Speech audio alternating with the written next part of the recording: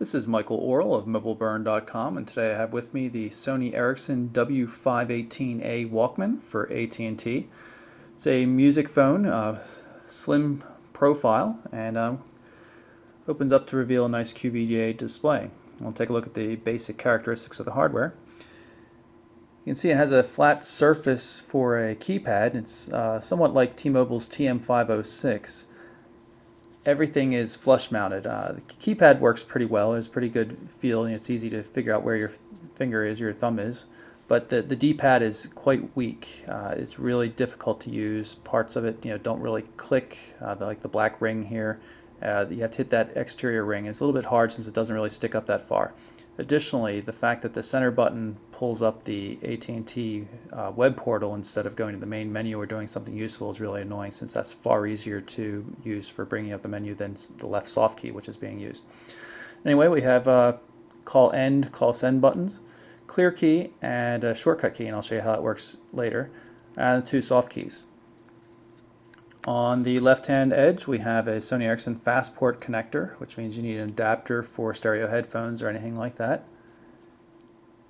On the right-hand edge, volume control and a lock button, and the lock button is used to unlock the touch-sensitive music controls on the exterior. There's a very small monochrome display on the exterior as well, so you can see what's going on. We'll unlock the display here, or the buttons rather, and you can see what's going on. We can activate the music player and control it from the outside. Relock it here. Up top here you see the 3.2 megapixel camera. It's fixed focus, but it seems to take pretty nice photos overall. Not much to see up top, equally little to see on the bottom. On the back here, fairly plain. My only comment would be that the M2 memory stick card is underneath the rear cover, and the rear cover is actually a bit of a pain to remove. It doesn't slide off. It has to be pried off from the side.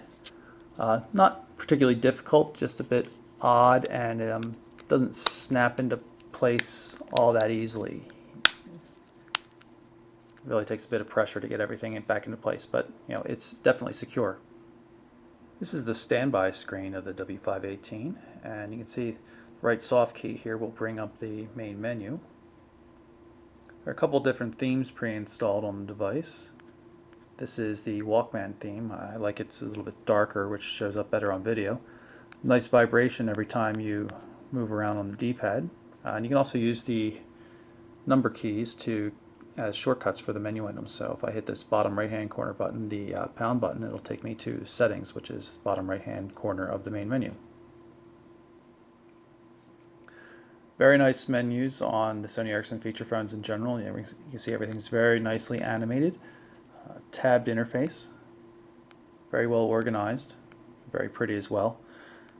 Some other things that I've noticed, if you take a look at the status icons at the top, you'll see that they're animated as well. I'm going to hold down the pound button to turn on and off the silent mode, and you can see what happens. See how it just kind of bops in there, and then you turn it off. Everything slides back into place. Really quite slick. Minor detail, but shows that Sony Ericsson's actually looking at these things. This is the shortcut menu, which is brought up with this little button here next to the D-pad. You can see it lists missed events. We've got an AOL instant message, text message, some missed calls. Jump over the D-pad here and you can see internet bookmarks. Shortcuts, these are user definable. You can set them to your favorite features. And then it's also running applications. We're going to click on Facebook here, bring up the Facebook application. You can see it shows status updates and things like that. I'm not a big Facebook user, so I can't tell you how great it is or not, but it appears to work for me.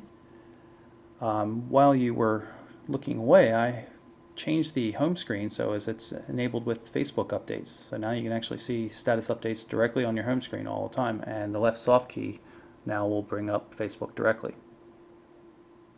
You can see I can move through the status updates here and hit the center button to go back home. The shortcuts for the D-pad are in general user configurable, except for the one that goes up. That always takes you into the Walkman player application. You can start the music here and control the volume. Move from track to track.